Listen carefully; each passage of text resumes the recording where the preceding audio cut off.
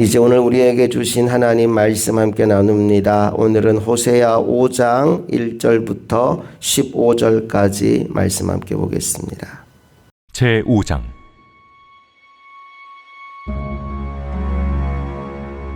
제사장들아, 이를 들으라. 이스라엘 족속들아, 깨달으라. 왕족들아, 귀를 기울이라. 너희에게 심판이 있나니 너희가 미스바에 대하여 올무가 되며 다볼 위에 친 그물이 됨이라. 패역자가 사륙제에 깊이 빠졌음에 내가 그들을 다 벌하노라. 에브라임은 내가 알고 이스라엘은 내게 숨기지 못하나니 에브라임아, 이제 내가 음행하였고 이스라엘이 더러워졌느니라. 그들의 행위가 그들로 자기 하나님에게 돌아가지 못하게 하나니 이는 음란한 마음이 그 속에 있어 여호와를 알지 못하는 까닭이라. 이스라엘의 교만이 그 얼굴에 드러난다니 그 죄악으로 말미암아 이스라엘과 에브라임이 넘어지고 유다도 그들과 함께 넘어지리라. 그들이 양떼와 소떼를 끌고 여호와를 찾으러 갈지라도 만나지 못할 것은 이미 그들에게서 떠나셨습니다. 그들이 여호와께 정조를 지키지 아니하고 사생아를 낳았으니 그러므로 세 달이 그들과 그 기업을 함께 삼키리로다. 너희가 기브아에서 뿔나팔을 불며 라마에서 나팔을 불며 베다웬에서 외치기를 베냐민아, 내 뒤를 쫓는다 할지어다. 벌하는 날에 에브라임이 황폐할 것이라. 내가 이스라엘 지파 중에서 반드시 있을 일을 보였노라. 유다 지도자들은 경계표를 옮기는 자 같으니 내가 나의 진노를 그들에게 물같이 부으리라. 에브라임은 사람의 명령 뒤따르기를 좋아하므로 학대를 받고 재판의 압제를 받는도다. 그러므로 내가 에브라임에게는 좀 같으며 유다 족속에게는 썩이는 것 같도다. 에브라임이 자기의 병을 깨달으며 유다가 자기의 상처를 깨달았고 에브라임은 아수르로 가서 야렙 왕에게 사람을 보내었으나 그가 능히 너희를 고치지 못하겠고 너희 상처를 낫게 하지 못하리라. 내가 에브라임에게는 사자 같고 유다 족속에게는 젊은 사자 같으니 바로 내가 움켜갈지라. 내가 탈취하여 갈지라도 건져낼 자가 없으리라. 그들이 그 죄를 뉘우치고 내 얼굴을 구하기까지 내가 내 곳으로 돌아가리라. 그들이 고난 받을 때 나를 간절히 구하리라. 호세아 5장은 우상 숭배에 대한 경고의 말씀으로 시작됩니다. 1절 말씀을 다시 한번 읽어봅니다. 시작. 제사장들아, 이를 들으라. 이스라엘 족속들아, 깨달으라. 왕족들아, 귀를 기울이라. 너희에게 심판이 있나니 너희가 미스바에 대하여 올무가 되며 다볼 위에 친 그물이 됨이라. 아멘. 제사장과 이스라엘 족속들과 왕족들에게, 여러분, 그들은 누구보다 하나님을 잘 섬겨야 될 사람들입니다. 그런데 그들이 타락한 거예요. 그러니까 미스바가 올무가 되고 다볼이 그물이 되었다라고 말씀합니다. 미스바가 어디냐 하면 이스라엘 백성들이 거기 모여 금식함으로 회개했고 하나님의 부흥을 경험한 장소가 미스바입니다. 다볼산이 어디냐 하면 사사시대에 시스라와 전쟁할 때 하나님이 개입하셔서 큰 승리를 얻게 한 곳이 바로 다볼입니다. 그 은혜로운 장소들이 올무가 되고 그물이 되었다니, 여러분, 이것보다 안타까운 일이 어디 있겠습니까? 우리가 오래 믿는 거, 또 직분 가지는 거, 여러분, 그거 참 소중한 일이지만 그것보다 더 소중한 일은 진실하게 하나님을 믿는 것입니다. 신앙의 연수가 올라가고 직분이 올라가면서 교만해지는 것이 아니라 그때 더 겸손하게 하나님을 잘 섬기는 믿음의 종들이 다 될 수 있기를 간절히 바랍니다. 우리 계속해서 3절 말씀 읽어볼까요? 시작. 에브라임은 내가 알고 이스라엘은 내게 숨기지 못하나니 에브라임아, 이제 내가 음행하였고 이스라엘이 더러워졌느니라. 에브라임은 내가 알고 이스라엘은 내게 숨기지 못하나니. 여러분, 하나님 앞에 감추고 숨길 수 있는 거 아무것도 없습니다. 눈 가리고 아웅해봐야 아무 의미가 없다는 겁니다. 사람의 눈은 숨길 수 있지만, 사람은 피해서 우리가 뭔가 할 수 있지만 하나님의 눈을 피할 수는 없다는 겁니다. 우리가 은밀하게 지은 모든 죄를 하나님이 다 알고 계신다라고 말씀합니다. 그런데 이들이 하나님이 보신다는 사실, 하나님이 아신다는 사실을 인지하지 못한 거예요. 계속해서 은밀하게 죄를 짓고 우상 숭배하고 하나님을 떠나가는 삶을 살았던 겁니다. 그래서 그들 모두가 음행으로 더러워졌다라고 말씀해요. 자, 그 결과가 뭘까요? 4절로 가보겠습니다. 시작. 그들의 행위가 그들로 자기 하나님에게 돌아가지 못하게 하나니 이는 음란한 마음이 그 속에 있어 여호와를 알지 못하는 까닭이라. 보십시오. 하나님이 그들을 오지 못하도록 막은 게 아니라는 거예요. 그들의 행위가 그들로 하여금 하나님께 돌아가지 못하게 했다라고 말씀합니다. 그리고 그 행위의 뿌리가 무엇이냐 들여다보니 음란한 마음이라고 말씀하고 있습니다.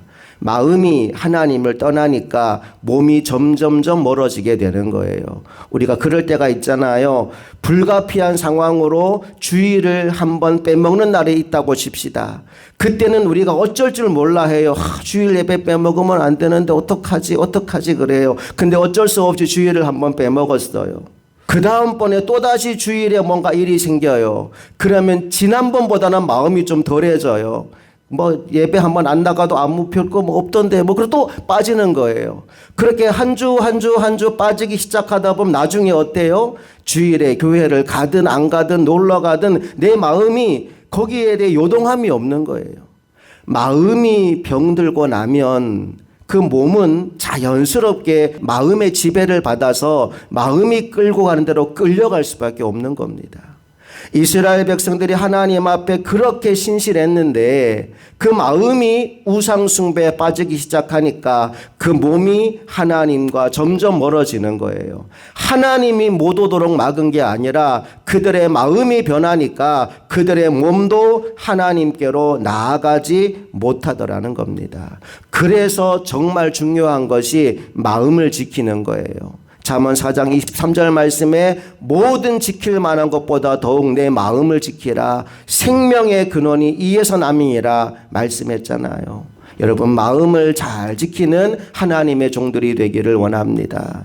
특별히 에스겔 36장 26절 말씀을 보니까요. 하나님이 우리에게 새 영과 새 마음을 부어주신대요.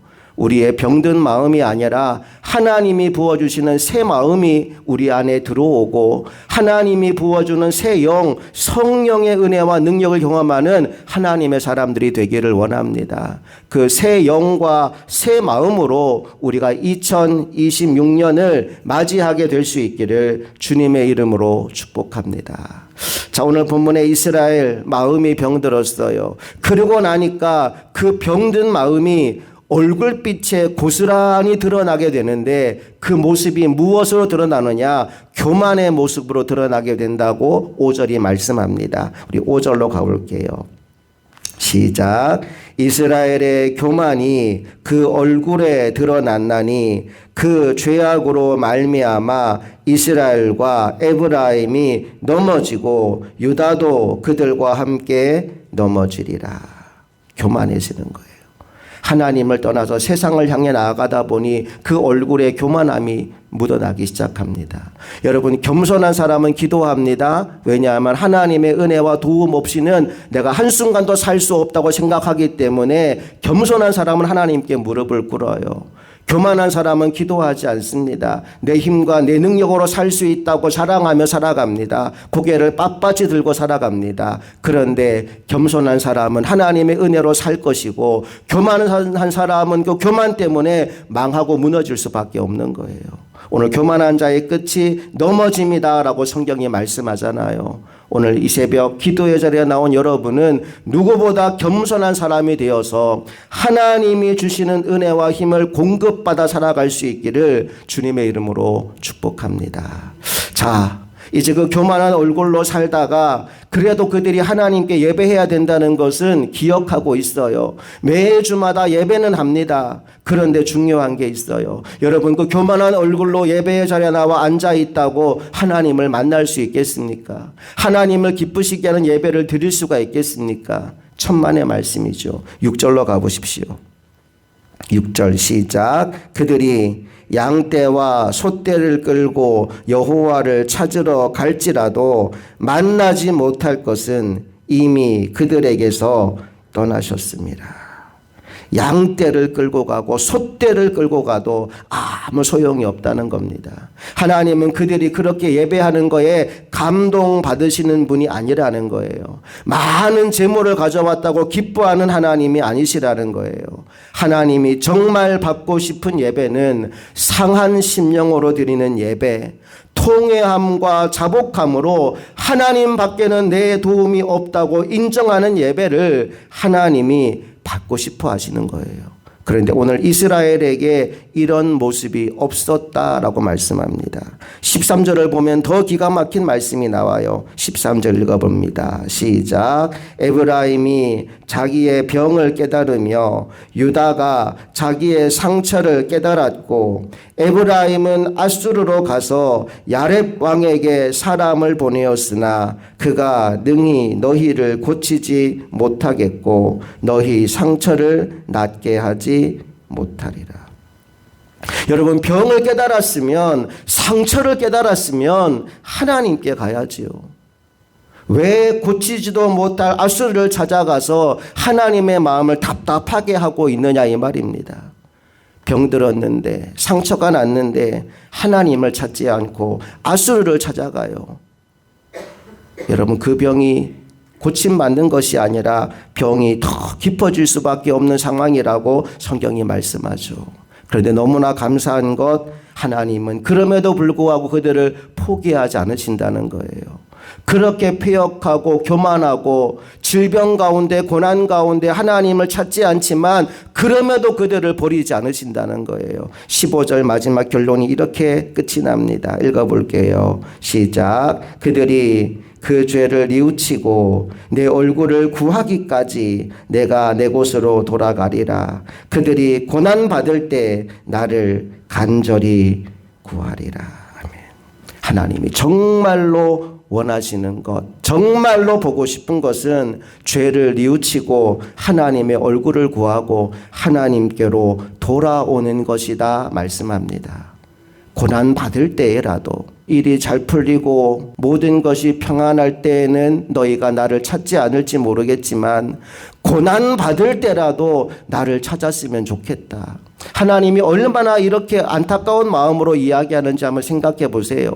하나님은 우리와 언제나 함께하고 싶어 하는데 고난 받을 때라도 너희가 나를 생각해서 나를 찾아오면 좋겠다라고 말씀하고 있으니 이 하나님의 사랑이 얼마나 크고 귀한지요. 오늘 이 새벽 기도의 자리에 나온 저와 여러분이 하나님을 간절히 찾는 자들이 되기를 원합니다. 하나님의 은혜를 갈망하는 자들이 되기를 원합니다. 세상이 아니라 하나님께 답이 있음을 깨닫고 겸손히 하나님께 상한 심령으로 무릎 꿇는 종들이 되기를 원합니다. 그래서 오늘 이 예배가 드렸다로 끝나는 예배가 아니라 만났다라고 고백되어지는 예배가 될 수 있기를 주님의 이름으로 축복합니다. 함께 기도하시겠습니다. 좋으신 아버지 하나님, 오늘도 우리를 예배의 자리에 불러주셨으니 감사합니다. 예배를 드리면서도 하나님과 아무런 관계를 맺지 못하는 사람들이 참 많습니다.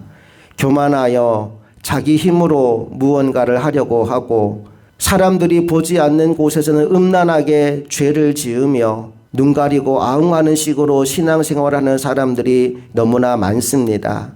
아니, 오늘 이 새벽 기도의 자리에 나온 우리들에게도 그런 시간들이 참 많았습니다. 이제 그 교만함을 버리고 겸손히 주님께 무릎 꿇는 인생이 되기를 원합니다. 나의 도움은 오직 여호와 하나님 한 분밖에 없음을 고백하며 천부여 의지 없어 손들고 옵니다. 빈손으로 주님 앞에 나와 주님의 은혜를 구하는 인생이 되기를 원합니다. 새 영과 새 마음을 부어주셔서 그 새 마음으로 2026년을 시작할 수 있도록 은혜와 복을 더하여 주시옵소서. 이 새벽 우리가 드리는 이 예배가 한 번 더 예배를 드렸다라고 점을 찍는 예배가 아니라 한 번 더 하나님을 만나고 하나님의 은혜를 경험했노라 고백하는 예배가 될 수 있도록 역사하여 주시옵소서. 날마다 주님과 동행하며 주님을 기쁘시게 하는 삶을 사는 인생이 되기를 간절히 소망하고 우리 주 예수 그리스도의 이름으로 기도합니다. 아멘.